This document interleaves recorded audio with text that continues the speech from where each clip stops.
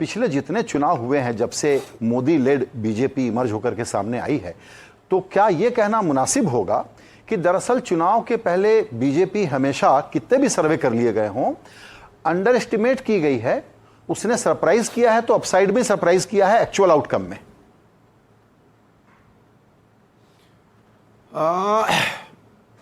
ऐसा 2014 और 19 के चुनाव को अगर आप देखेंगे तो ऐसा आप कह सकते हैं, क्योंकि 14 में जो सबसे ऑप्टिमिस्टिक प्रोजेक्शन थे वो भी 210 या 220, 230 लोग बता रहे थे और आंकड़े 272 से ऊपर आए।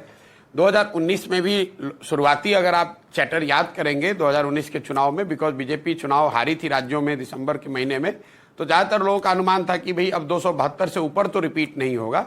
लेकिन देखिए, इस तरह के जितने आकलन अनुमान हम लोग करते हैं, majority of the times we are looking in the rear view. हम लोग ये देख रहे हैं कि पीछे क्या होता आया है। तो चूंकि 2014 से पहले करीब 15-20 सालों तक किसी एक दल को एक नेता के नाम पर पूर्ण बहुमत नहीं मिला था, तो लोग कहते हैं अच्छा बहुत अगर सपोर्ट है भी तो कितना मिल जाएगा, 220 मिल जाएगा, 240 मिल जाएगा। 2024 का मामला थोड़ा उलट है। 24 में शुरुआत ज्यादा लोगों ने बहुत ज्यादा ऑप्टिमिस्टिक नोट पर करी, क्योंकि बड़ी बहुमत की 2 बार से सरकार है।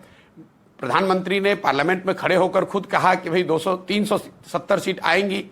तो पिछले 3-4 महीनों से पूरे चर्चा का जो केंद्र रहा है वो 370 और 400 पार, ये चर्चा में रहा है। और इसको आप एक तरह से बीजेपी की स्ट्रैटेजी समझ लें,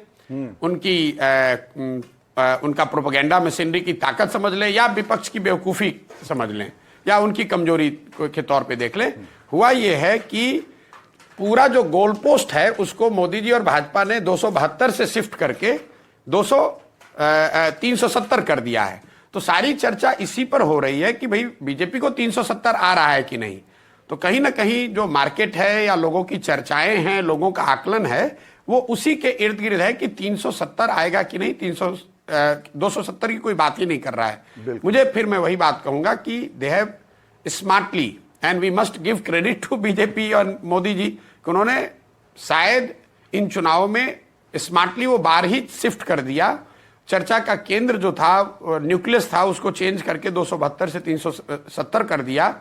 और इसका उनको एक तरीके से फायदा है, क्योंकि कोई ये कह ही नहीं रहा है कि मोदी जी हार रहे हैं। सब यही कह रहे हैं कि भाई 370 नहीं आ रहा है। अरे भाई 320 भी आएगा तो सरकार तो उन्हीं की बनेगी। बिल्कुल। और उसमें ये होगा कि अगर लेकिन हैविंग सेड सो, मैं एक बात ऐड करना चाहूंगा जी, एक बात ऐड करना चाहूंगा, चूंकि आप भी स्टॉक मार्केट से जुड़े हुए पत्रकार बहुत लंबे समय तक आपने करी है।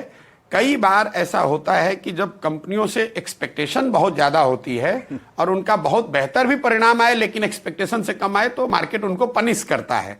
तो उस नजरिए से आप ये सुन सकते हैं कि अगर बीजेपी के मान लो 310 आ जाए, 15 आ जाए, तो एक वर्ग ये कह सकता है कि भाई 370 तो नहीं आया, जितना दावा कर रहे थे उतना नहीं आया।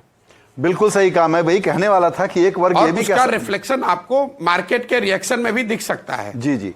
और एक वर्ग ये भी कह सकता है कि 400 की बात कर रहे थे, 370 की बात कर रहे थे, 365 भी आ गया तो बोल सकते हैं कि हार गए।